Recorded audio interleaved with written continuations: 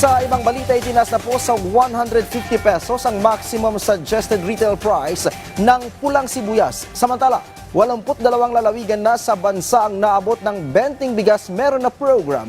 Yan ang ulat ni Vel Custodio. Natapos na ng Department of Agriculture ang nationwide rollout ng Benting Bigas Meron na sa lahat ng 82 lalawigan sa Pilipinas. Isa itong malaking hakbang sa pagtupad ng pangako ni Pangulong Ferdinand R. Marcos Jr.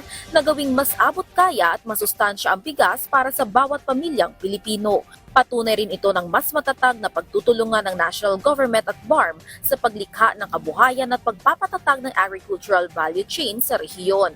Ayon sa DA, umabot na sa 429 ang naitatag na P20 sites sa buong bansa. Itinaas ng Department of Agriculture ang maximum suggested retail price o MSRP ng pulang sibuyas sa 150 pesos kada kilo mula sa dating 120 pesos. Ayon sa DA, bunsod ang pagtaas ng MSRP ng patuloy na pagmahal ng imported na sibuyas dahil sa mataas sa export prices mula sa pangunahing supplier at paghina ng piso kontra dolyar.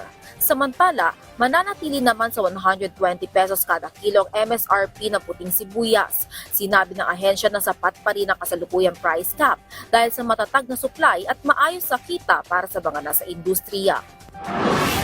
Sinalakay ng Department of Agriculture sa tulong ng Philippine National Police Criminal Investigation and Detection Group ang cold storage warehouse ng solid sea products sa Navotas City noong Huwebes.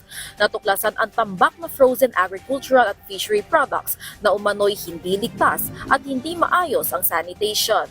Sinabi ni Agriculture Secretary Francisco Chu Laurel Jr. na pinagsama-sama sa parehong cold storage rooms ang mga isda at karne na maaaring pagmula ng kontaminasyon ng mapanganib na bakterya.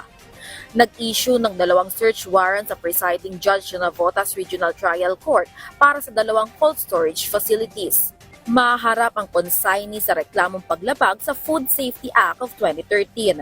Iniimbestigahan din ang posibleng paglabag ng solid sea sa Anti-Agricultural Economic Sabotage Act. Samantala, inireport din sa National Meat Inspection Service ang nakitang frozen processed meat at aquamarine products na karamihan ay expired na.